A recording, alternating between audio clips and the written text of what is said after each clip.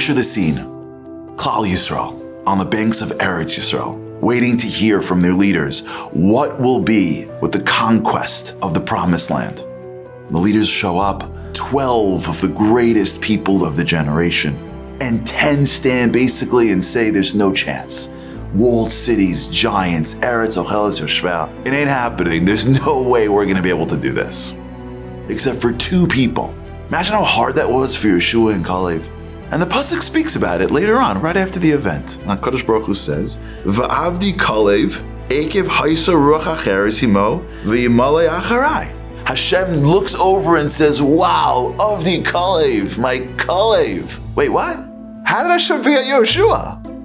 Imagine you're walking down the street, you and your friend, and you hear, God forbid, the fire burning in a building and people are screaming. And 2 of you run in and you call the fire department and you open up a stairwell and you save people's lives and you save the day.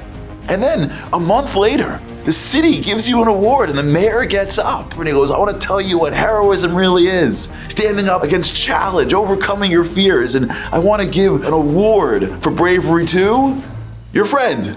And he calls him up and everybody claps and you're like, "What? Hello? I was there too. It was a team." This isn't my question. This is the Or HaChaim. The Or HaChaim says, what happened to Yeshua? And he touches the pasuk in such a brilliant, beautiful way. V'avdi Kalev. Do you know why Hashem says, I am giving Kalev the title, the honor of being called Avdi? Right? Moshe, ki even ne'eman karasala. You don't get a bigger title than Hashem saying, you are my Eved. You know why I'm calling him Avdi Kalev? Akev. It's a reward. What's his reward? Haisa ruach acheres, Imo. He had a ruach acheres. You see, Yoshua and Kalev went in, but remember, Yoshua went in with the tefillas of Moshe Rabbeinu. He got a yud. Moshe infused him with the level of yashris, of emes, of connecting to Kodesh Baruch Hu, of seeing truth. So when the atzas, when the advice of the Meraglim started, Yeshua wasn't even tempted by them. But Kalev didn't have that. Ruach acheres. He had the other ruach. He wanted to be with them. He was tempted by them. He heard their advice. These were the leaders of the generation. He didn't want to step out. He didn't want to be different. He didn't want to go against. And he felt himself wanting to be, which is why he ran to Hebron, to Kivrei Avos. But even though he felt that he wanted to do the wrong thing, V'yimalei acharai, the pasuk says. Hashem looks down and goes, of course I love you both. But you see my Kalev? He was tempted. He wanted it. His desires were burning for the other side. And he stood and looked at his desire and he says, I'm following Hashem nonetheless.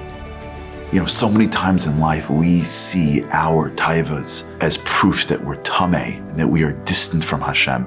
But we don't realize that it is that temptation that if we give Hashem makes us the closest to Him.